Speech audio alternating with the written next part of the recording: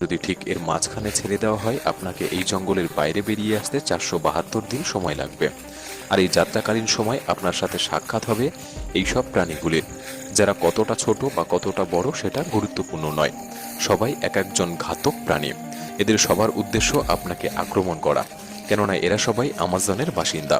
এখানকার একটি ছোট্ট পিঁপড়েও আপনার জীবন নেওয়ার জন্য যথেষ্ট। এই জঙ্গল আমাদের পৃথিবীর এমন একটি জায়গা যে একাই 55 লাখ স্কোয়ার কিলোমিটার জমি নিয়ে গঠিত।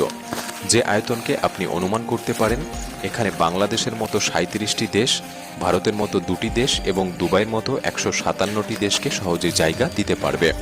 এই জঙ্গল মোট 8টি দেশের মধ্যে বিস্তৃত এবং এর শেষ সীমানা America, Colombia, Guyana, Brazil, Peru এবং বলিভিয়াতে মিশেছে। একটি বিষয় ভেবে আপনি বেশ অবাক হতে পারেন যে আমাদের গোটা পৃথিবীর জীবিত প্রাণীরা যে শ্বাস নিয়ে বেঁচে আছে তার 20% অক্সিজেন এই আমাজন জঙ্গল থেকে আসে। 40,000 প্রজাতির গাছপালার এই জঙ্গল, যেখানে প্রকৃতি একমাত্র রাজা। তাই এখানে যা ঘটে তা সবই প্রকৃতির রহস্যময় নিয়মে। তাই আজকের ভিডিওতে আমরা আপনাকে আমাজন জঙ্গল সম্পর্কে এমন সব রহস্য দিতে চলেছি যা এর আগে আপনি হয়তো কখনো শোনেননি।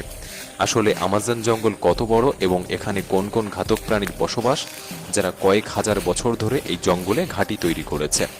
জানতে হলে ভিডিওটি সম্পূর্ণ দেখার অনুরোধ রইল। আর নতুন বন্ধুরা অবশ্যই পাশে থাকা সাবস্ক্রাইব লেখাটি প্রেস করে বেল আইকনের অল অপশন সিলেক্ট করুন। যদিও আমাজন রেইন ফরেস্টের আয়তন 55 লাখ স্কোয়ার কিলোমিটার, কিন্তু আপনি যদি এর সীমানা বরাবর হেঁটে যাওয়ার কথা ভাবেন তাহলে আপনাকে 9,500 কিলোমিটার অতিক্রম করতে হবে। তার মানে হলো মুম্বাই থেকে